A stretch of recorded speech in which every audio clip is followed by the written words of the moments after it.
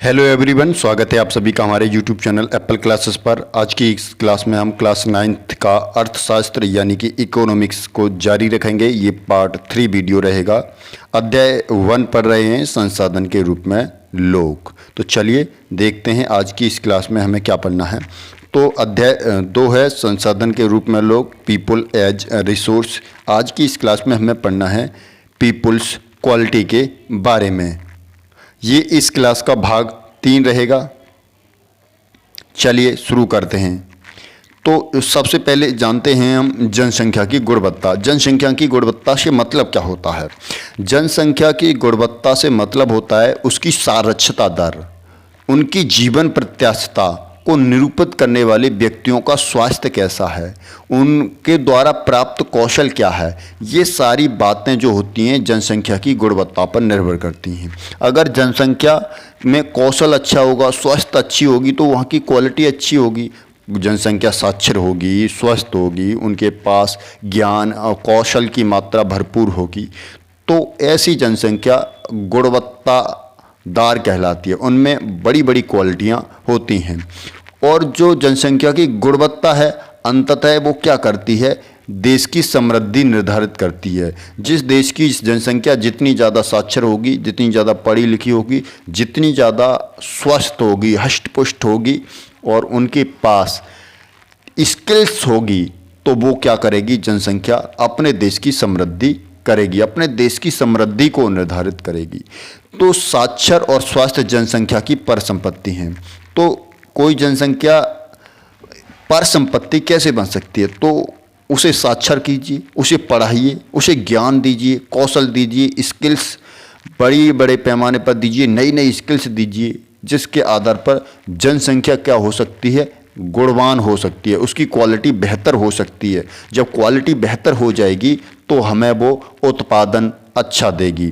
तो दो चीज़ों पर विशेष रूप से फोकस किया जाए तो जनसंख्या गुणवान बन सकती है। पहला है शिक्षा, दूसरा है स्वास्थ्य। तो हम इस क्लास में इन्हीं दोनों पॉइंटों पर डिस्कस करेंगे कि किस तरह से हम जनसंख्या की शिक्षा को बढ़ा सकते हैं, अच्छा कर सकते हैं, और किस तरह से उनके स्वास्थ्य में सुधार कर सकते हैं। चलिए, तो जनसंख्या की गुणवत्ता। तो नंबर 1 है जनसंख्या की गुणवत्ता सुधारने के लिए हमें क्या करना चाहिए? जैसा कि हमने देखा था शकल और विलास की कहानी में कि शकल को आरंभिक सालों में शिक्षा पर निवेश किया गया था, उसे शिक्षा दी गई थी, और जब वो शिक्षित हो गया, पढ़ गया, उसके पास स्किल्स आ गई, तो उसे एक फर्म में नौकरी मिल गई, और नौकरी मिलने के बाद उसको उस नौकरी के फल के रूप में वेतन मिलने लगा। तो क्या हो गया? शुरू में जो निवेश किया गया था उसकी शिक्षा पर, उसके स्वास्थ्य पर, अब वो क्या कर रहा है? बाद में हमें वेतन के रूप में फल दे रहा है। हमने शकल के विकास के लिए शिक्षा को महत्वपूर्ण माना था, यानी कि शिक्षा उसके विकास में बहुत ही ज़्यादा काफ़ी इम्पोर्टेंट साबित हुई। उसके लिए नए क्षेत्र खोले, नई आकांक्षाएं सामने आई और जीवन के मूल्यों को विकसित किया। अगर शकल के जीवन में शिक्षा ना होती तो वो इस तरह से आगे नहीं बढ़ पाता। शिक्षा न केवल शकल जैसे लोगों के लिए बल्कि समाज के सभी वर्गों के लिए बहुत ही ज़्यादा इम्पोर्टेंट होती है। यह राष्ट्रीय आय और संस्कृति में भी समृद्धि करती है। देश के जितने ज़्यादा लोग पढ़े लिखे होंगे, उनके पास स्किल्स होगी, वो उतने ही ज़्यादा पैमाने पर उत्पादन करेंगे, और उस उत्पादन से वो अपना तो काम करेंगे ही, अपने आप को तो धनवान बनाएंगे ही, साथ ही साथ उनके काम करने से जो टैक्स मिलेगा उससे एक देश भी क्या होगा? समृद्ध होगा। हमारी संस्कृति भी इससे क्या होगी? बढ़ेगी, और प्रशासनिक कार्य क्षमता में भी बढ़ोतरी होगी। तो इस प्रकार से शिक्षा जो है काफ़ी बड़े पैमाने पर लोगों को गुणवान बनाती है। आगे पॉइंट नंबर 4 को देखें। प्राथमिक शिक्षा जो होती है, सार्वजनिक पहुंच, धारण और गुणवत्ता प्रदान करने का प्रावधान किया गया है। यानी कि जो सार्वजनिक शिक्षा के रूप में शिक्षा दी जाती है, उसमें सबसे ज़्यादा इस बात पर ध्यान दिया गया कि शिक्षा सार्वजनिक की पहुंच में, यानी सभी लोगों की पहुंच में होनी चाहिए। उसकी धारण की क्षमता ऐसी होनी चाहिए कि सभी लोग उसको ले सकें। शिक्षा में गुणवत्ता काफ़ी अच्छी होनी चाहिए। इस मामले में लड़कियों पर विशेष जोर दिया गया, क्योंकि शिक्षा के मामले में भारत में लड़कियां काफ़ी पिछड़ी हुई अवस्था में थीं, इसलिए लड़कियों पर शिक्षा के ऊपर ज़्यादा विशेष ध्यान दिया गया। प्रत्येक जिले में नवोदय जैसे प्रगतिशील निर्धारक विद्यालयों की स्थापना की गई थी, जिनमें बड़े पैमाने पर छात्रों को पढ़ाया जाता था। बड़ी संख्या में हाई स्कूल के विद्यार्थियों को ज्ञान और कौशल संबंधी व्यावसायिक जो कोर्स थे वो शुरू किए गए, व्यावसायिक शाखाएं शुरू की गईं, जिनमें उन विद्यार्थियों को बड़े पैमाने पर स्किल्स किया जाने लगा। तो इस तरह से लोगों में जो गुणवत्ता थी शिक्षा के माध्यम से बढ़ाई जाने लगी। और देखें, शिक्षा पर परियोजना व्यय पहली पंचवर्षीय योजना में 151 करोड़ से बढ़ाकर 11वीं पंचवर्षीय योजना में 3766.90 करोड़ कर दिया। यानी शिक्षा के ऊपर निवेश काफ़ी ज़्यादा करते चले गए। क्यों? क्योंकि शिक्षा जो लोग जनसंख्या जितनी ज़्यादा शिक्षित होगी, गुणवान होगी, उसके द्वारा हम उतने ही अधिक पैमाने पर उत्पादन करवा सकते हैं। इसलिए भारत सरकार ने भी इस योजना को बढ़ाकर, पहली पंचवर्षीय योजना जब शुरू की गई तो शिक्षा के ऊपर 151 करोड़ रुपए खर्च किए गए थे, लेकिन जब ज़्यादा ज़रूरत देखी गई कि जनसंख्या को हमें शिक्षित करना है, शिक्षित जनसंख्या देश की समृद्धि कर सकती है, तो वहीं 11वीं पंचवर्षीय योजना में शिक्षा बजट बढ़ाकर 3766 करोड़ कर दिया। सकल घरेलू उत्पाद में के प्रतिशत में शिक्षा को देखा जाए तो इसका 0.64% से बढ़ाकर 2015 और 16 में ये 3% कर दिया। यानी पूरे जीडीपी की बात करें तो जो शुरुआत में 1951 और 52 में पूरी जीडीपी का 0.64% शिक्षा पर खर्च किया जाता था, वहीं अब देखें तो ये 3% से भी ज़्यादा हो गया है। अभी इसे और ज़्यादा बढ़ाने की ज़रूरत है। इसके बाद अगले आने वाले कुछ वर्षों में ये स्थायी रूप से 3% ही रहा। हमने देखा कि हमारे देश की जो साक्षरता दर है वो बहुत ही कम है, इसीलिए हमने बड़े पैमाने पर शिक्षा में निवेश किया तो 1951 में हमारे देश में शिक्षा का साक्षरता दर जो थी वो 18% थी। इतना सारा बजट हमने खर्च किया, पूरी जीडीपी का 3% हमने शिक्षा पर लगा दिया, तो वहीं 2011 में हमारे देश में साक्षरता दर 74% हो गई। यानी कि 100 में से 74 लोग अब पढ़े लिखे होने लगे। वहीं 1951 में जब हमारा देश आज़ाद हुआ था, उस समय की बात करें तो हमारे देश में 100 में से 18 लोग ही पढ़े लिखे हुआ करते थे। तो हमने शिक्षा पर काफ़ी ज़्यादा निवेश किया, जिसके कारण हमारे देश की साक्षरता दर बढ़कर 18 से 74% पर पहुँच गई। साक्षरता प्रत्येक नागरिक का न केवल अधिकार है, बल्कि नागरिकों द्वारा अपने कर्तव्यों का ठीक प्रकार से पालन करने और अपने अधिकारों का ठीक प्रकार से लाभ प्राप्त करने के लिए भी अनिवार्य होती है। अगर लोग साक्षर नहीं होंगे तो वो अपने कर्तव्यों का सही से निर्वाह नहीं कर पाएंगे और वो अपने अधिकारों के बारे में भी नहीं जान पाएंगे। यद्यपि जनसंख्या के विभिन्न भागों के बीच व्यापक अंतर पाया जाता है और जनसंख्या के जितने भी रूप हैं उनमें भी कई प्रकार से अंतर पाया जाता है। महिलाओं की अपेक्षा पुरुष साक्षरता दर 16% अधिक है। यानी कि साक्षरता दर में देखा जाए तो महिलाओं की साक्षरता दर कम है, यानी पुरुषों की साक्षरता दर ज़्यादा है। यानी कि पुरुष महिलाओं से 16% ज़्यादा अधिक पढ़े लिखे हैं। वहीं ग्रामीण क्षेत्रों में और नगरीय क्षेत्रों में तुलना की जाए तो ये 16% अधिक है। शहर के लोगों में जो साक्षरता दर है वो 16% अधिक है। यानी कि जो गांव के हैं, देहात के लोग हैं, वो साक्षरता में भी पिछड़े हुए हैं। बात करें 2011 की तो केरल के कुछ जिलों में साक्षरता दर जो थी वो 94% थी, जबकि बिहार में देखा जाए तो ये वहीं 62% थी। तो इस तरह से साक्षरता में भी बड़े पैमाने पर कई जगह हर क्षेत्र में डिफरेंस दिखाई देता है। वर्ष 2013-14 में प्राथमिक स्कूल प्रणाली भारत में 8.58 लाख से अधिक गांव में फैली हुई थी। यानी शिक्षा पर जो निवेश किया गया था उसके आधार पर जो प्राथमिक शिक्षा प्रणाली थी वो बड़े पैमाने पर विस्तृत हुई और भारत के 8.5 लाख गांव में ये पूरी रूप से फैल गई थी। दुर्भाग्यवश स्कूल की शिक्षा के विस्तार को निम्न स्तर और पढ़ाई बीच में छोड़ने की उच्च दर ने कमज़ोर कर दिया। हाँ, यानी कि हमने अपने देश में शिक्षा, प्राथमिक शिक्षा का बढ़ावा बड़े पैमाने पर दिया और भारत के 8.5 लाख गांव में इसको पहुंचा दिया। लेकिन उनमें जो शिक्षा की क्वालिटी रही वो बहुत ही ज़्यादा लो रही, यानी कि शिक्षा निम्न स्तर की दी गई और बहुत सारे लोग पढ़ाई को बीच में ही छोड़ देते थे, जिसके कारण शिक्षा की गुणवत्ता आगे नहीं बढ़ पाई। 6 से 14 वर्ष की आयु के सभी स्कूली बच्चों को 2010 तक प्राथमिक शिक्षा प्रदान करने के लिए सर्व शिक्षा अभियान एक महत्वपूर्ण कदम उठाया गया था। यानी सरकार के द्वारा एक योजना चलाई गई थी सर्व शिक्षा अभियान, जिसके तहत 6 से 14 वर्ष के सभी बच्चों को 2010 में स्कूलों में पढ़ाया जाएगा।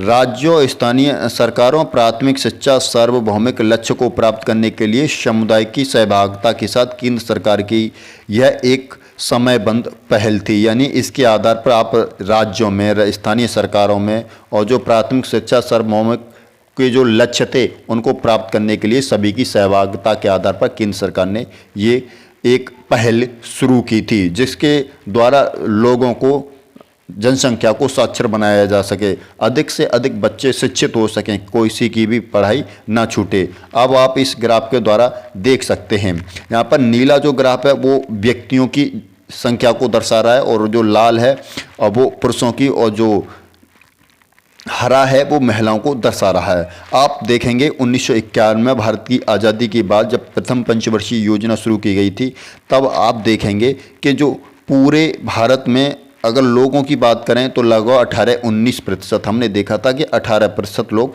शिक्षित हुआ करते थे। उनमें भी पुरुषों की बात करें तो पुरुष जो हुआ करते थे उस समय वो 28 या 27% पढ़े लिखे हुआ करते थे। वहीं महिलाओं की बात करें तो ये महिलाओं का प्रतिशत 9 से भी 8 या 9% था, यानी कि 10 से भी कम था। वहीं धीरे धीरे जब हमने शिक्षा पर निवेश करना शुरू कर दिया, धीरे धीरे ये बढ़ता चला गया और आज हम देखेंगे कि भारत की जो साक्षरता दर है वो कितनी है, पुरुषों में तो 85 के करीब पहुंच गई है। वहीं टोटल पुरुष और महिलाओं की बात करें तो ये 75 के पास हमारे देश की साक्षरता दर है। और वहीं हम बात करें महिलाओं में तो महिलाओं में साक्षरता दर अभी भी 70% से कम बनी हुई है। तो हमें महिलाओं को साक्षर बनाने के लिए अभी और अधिक निवेश करने की ज़रूरत है। महिलाओं को और ज़्यादा पढ़ाई लिखाई और स्किल्स देने की आवश्यकता है। इस तरह से हम देखें तो भारत सरकार ने जनसंख्या की गुणवत्ता को बढ़ाने के लिए बड़े पैमाने पर निवेश किया। अभी भी इस निवेश को और अधिक बढ़ाने की ज़रूरत है, जिससे कि लोग और ज़्यादा मात्रा में स्किल्स हो पाएँ, उनकी शिक्षा की गुणवत्ता काफ़ी ज़्यादा सुधारी जा सके।